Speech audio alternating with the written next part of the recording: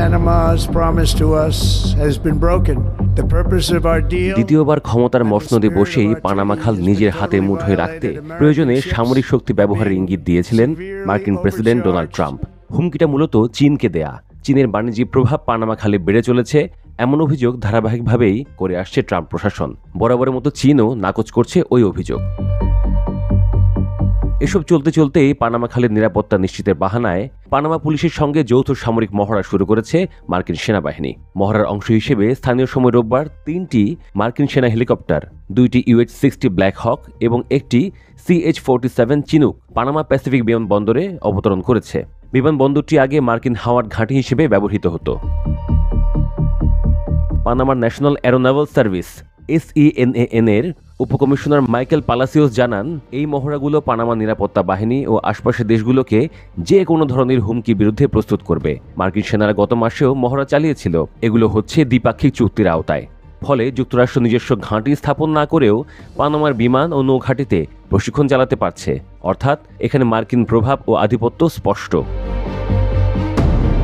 দ্বিপাক্ষিক ওই চুক্তিটি পানামায় বিক্ষোভের জন্ম দিয়েছে, কিন্তু ওসব পাত্তা না দিয়ে ট্রাম্প পানামা খাল ফের মার্কিন নিয়ন্ত্রণে নিতে তৎপরতা বাড়িয়েছেন।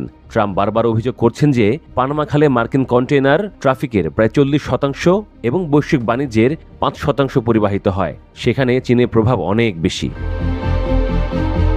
পানামার প্রেসিডেন্ট জোসে রাউল মুলিনো বলে রেখেছেন, খালের টোল বা ফি নির্ধারণ করে একটি স্বায়ত্তশাসিত প্রতিষ্ঠান, সেটি হলো পানামা খাল কর্তৃপক্ষ। এই বিষয়ে কোনো বিদেশি হস্তক্ষেপ গ্রহণযোগ্য নয়। তাতেই বা কি? ট্রাম্পের এক কথা, পানামা খালের নিয়ন্ত্রণ পুনর্দখল নিতে হবে যুক্তরাষ্ট্রকে। ক্ষমতা চেয়ারে বসেই এ পর্যন্ত একাধিকবার নিজের মন্ত্রিসভার সদস্যদের পানামায় পাঠিয়েছেনও। পানামায় মার্কিন সামরিক উপস্থিতি মূলত একটি সংবেদনশীল ইস্যু, কারণ এটি মনে করিয়ে দেয় সেই সময়ের কথা যখন খালটি পানামার কাছে হস্তান্তরের আগে দেশটিতে যুক্তরাষ্ট্রের সামরিক ঘাঁটি ছিল। এমনিতেও বর্তমানে পানামায় 200-র বেশি মার্কিন সৈন্যের উপস্থিতি রয়েছে। SENAN কর্তৃপক্ষ যতই বলুক যে পানামা জাতীয় সার্বভৌমত্বের প্রতি সম্মান রেখে মহড়া চলছে এবং 23 বছর ধরে এমনটা হচ্ছে, কিন্তু মার্কিন দানবীয় পা সেখানে শেকড় গাড়তে যাচ্ছে। পানামা একটি কৃত্রিম খাল। এই খাল খননের প্রথমে দায়িত্ব পায় ফ্রান্স। তাদের ব্যর্থতার পর 1904 থেকে 1914 সাল পর্যন্ত খালটি খনন করে নিজেদের নিয়ন্ত্রণ ও পরিচালনায় রাখে যুক্তরাষ্ট্র। পানামাবাসীর তীব্র আন্দোলনের মুখে 1979 সালে তরিজোস কার্টার চুক্তির মাধ্যমে খালটিকে পানামা সরকারের কাছে হস্তান্তরের সিদ্ধান্ত হয়। 1999 সাল থেকে পানামার নিয়ন্ত্রণে রয়েছে আটলান্টিক মহাসাগর ও প্রশান্ত মহাসাগরের সংযোগকারী এই খাল। উদ্দেশ্য, এই খাল অন্য কারো অধীনে থাকবে না এবং এটির ব্যবহার সব রাষ্ট্রই করতে পারবে।